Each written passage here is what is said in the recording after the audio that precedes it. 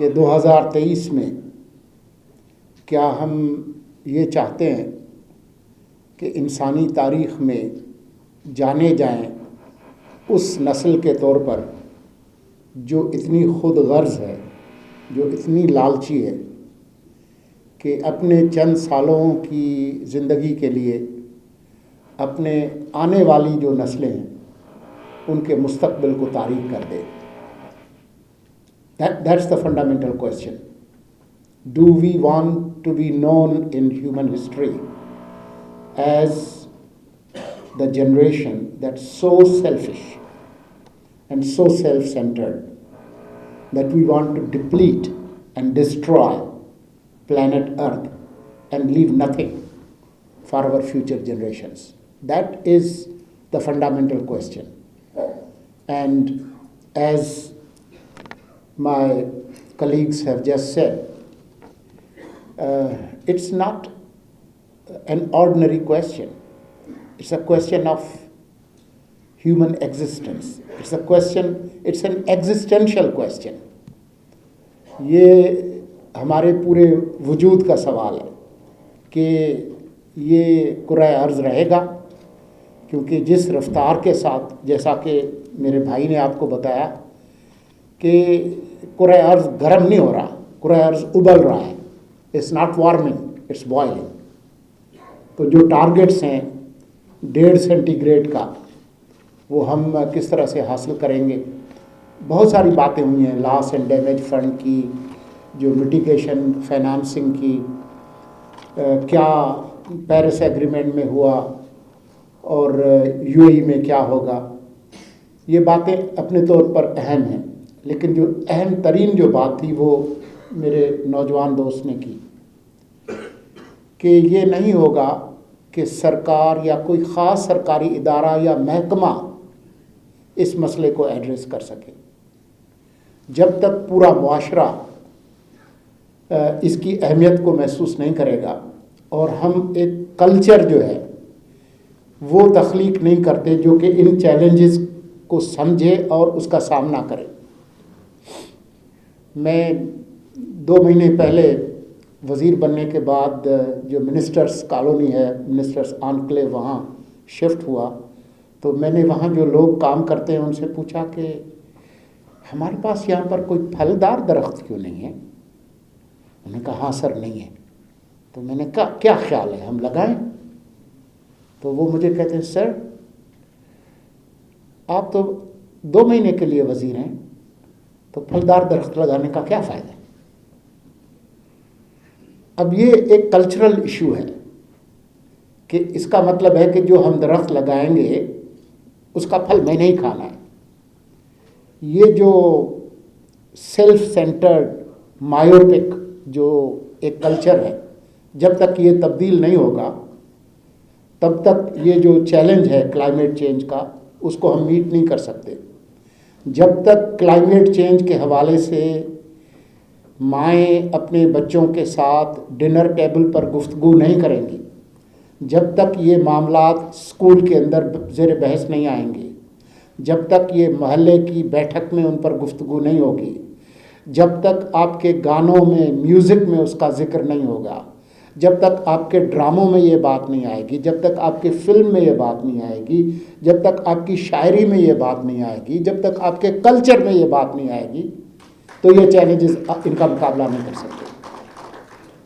तो आपको पूरा जो एक कल्चरल इकोसिस्टम जो है उसको तब्दील करना होगा। यहाँ मीडिया के दोस्त बैठे हुए हैं, मुझे ये बताएं कि कितने न्यूज़ रूम्स में क्लाइमेट चेंज के हवाले से स्पेशल डेस्क हैं, कितने न्यूज़ ऑर्गेनाइजेशंस के पास डेडिकेटेड टीम ऑफ रिपोर्टर्स है जो सिर्फ क्लाइमेट चेंज और उससे मुंसलिक जो मामला हैं उनको देखते हैं। ये एक अहम सवाल है। जब तक, और आप ये देखें कि फैशन के हवाले से, कल्चर के हवाले से हम जैसे नाम नहाद न्यूज़ मेकर्स जो भाषण देते हैं सुबह से शाम तक, उसके लिए इतने कैमरे मौजूद हैं। जो इंसानी वजूद का मामला है, जो ह्यूमन एग्जिस्टेंस का और इस पूरे प्लेनेट के एग्जिस्टेंस का है, उस पर हमने कितने रिसोर्सेज एलोकेट किए, ये सवाल हमें एक मीडिया पर्सन के तौर पर खुद भी पूछना चाहिए। अभी मेरी जो director news and current affairs हैं पीटीवी के, उनसे बात हो रही थी। कल हम पाकिस्तान टेलीविज़न में special desk on climate change को इनागुरेट करेंगे with special team of reporters, जिनका काम सिर्फ और सिर्फ ये होगा। बहुत अहम बातें की हैं आयशा साहिबा ने और मेरे दोस्तों ने। देखिए, ये जो सवालात हैं ना, गवर्नेंस के, जमहूरियत के, मकामी हुकूमतों के, अमन के, ये तमाम मामलात माहौलियाती तब्दीली के साथ जुड़े हुए हैं। खुदा न खास्ता अगर हमारा किसी पड़ोसी मुल्क के साथ कोई जंग, कोई कॉन्फ्लिक्ट हो, तो हम अपने रिसोर्सेज जो है वो उधर शिफ्ट करेंगे या क्लाइमेट चेंज पे करेंगे। जो कुछ आपने पैसे रखे होंगे वो कहीं और डाइवर्ट करेंगे। आपके ख्याल में जो यूक्रेन का कॉन्फ्लिक्ट है वो क्लाइमेट चेंज को अफेक्ट नहीं कर रहा? बिल्कुल कर रहा है। आपके ख्याल में अभी ये नवंबर का महीना है और स्मॉग पंजाब के अंदर आना शुरू होता है और लो विजिबिलिटी है, flights, communication, everything is affected. तो जो स्मॉग अगर इंडिया से आती है तो वो हमसे कोई वीज़ा लेकर आती है। जब सैलाब आता है, जब फ्लड्स होते हैं, तो एक हद तक आप पानी रोक सकते हैं। तो these issues are the issues of entire human existence.